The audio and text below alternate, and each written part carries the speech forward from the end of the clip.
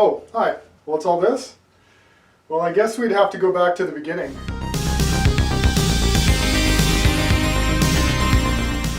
A few years ago, I posted a video to a short-form video sharing platform, and this video of mine, it received quite a bit of attention. Some people ask me what a dude in his 30s is doing on a kid's lip-syncing app, and I find it fun trying to figure out how to communicate in an increasingly dystopian, technocratic society where it's just a matter of time before all these fake social media points influence whether or not we can participate in a digital global economy. And I want to figure out what the parameters are before I can't buy groceries because I told some girl that her cosplay isn't art, it's just lingerie with plausible deniability. I mean, as I kept using the app, I saw its culture change really quickly, and there was this sort of digital gentrification that was occurring. People being incentivized by popularity to do stupid things has always been a part of human behavior. But it looked like the app itself was incentivizing people to make the same, bland content. I was expecting to see that with mainstream popular culture and entertainment and the legacy media, because one way or another they're all owned by the same entities. An agenda to control exactly what people think, and this is extremely dangerous to our democracy. But to watch people who are just making videos out of their own homes for fun, to watch them change the sort of content that they made just to suit this unknown master was really bizarre and unsettling for me. The account that I posted that video on, it no longer exists. And neither do many other accounts made by people like me who were banned for all sorts of unconvincing and ambiguous reasons. What might be even more tragic than the people who go out with a bang and get banned, but the people who go out with a whimper and they get all these restrictions placed on them and they get shadow banned and eventually just find themselves in a corner with no one to talk to. And they're made to think that no one actually wants to hear what they have to say.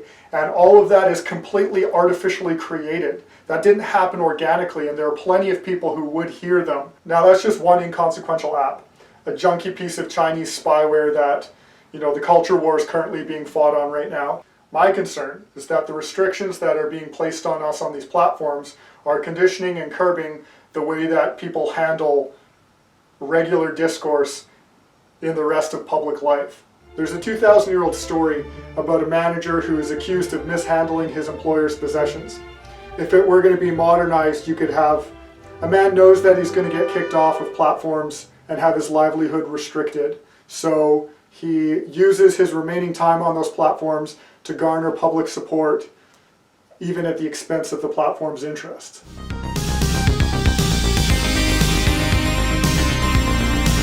Let's discuss where we are today.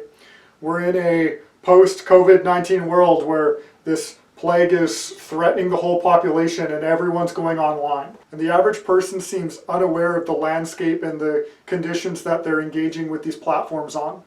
All of our communication that's occurring, it's happening with the permission of these third parties. These third parties set the rules and they control what can and can't be said. They curate whatever they want online, and things that they want will stay forever, and evidence that they don't like, it'll just disappear. Remember, it's illegal to possess these stolen documents. It's different for the media, so everything you learn about this, you're learning from us. What's unsettling is that these third parties, they don't even need to be human. They can just be mindless algorithms that are just created to curb human behavior, maybe even at your expense. Let my people go! There are many of us from many different walks of life. We see the net closing in. We see the writing on the wall. We know what's coming. We've embraced this revolutionary idea. We're going to say what we think, and if you ban our accounts, we'll make new ones. We will make new ones. We will make new ones. You can ban a dozen accounts. It doesn't matter. You cannot keep ignoring us. We will use other platforms, even the inconvenient ones. We will share USB drives hand to hand if needed to. Our networks will be impervious to censorship. We'll set up drop points all over the city. We have delved deep into the realms of anonymous online internet usage. And we will emerge and humanize ourselves to the people who are trying to censor us.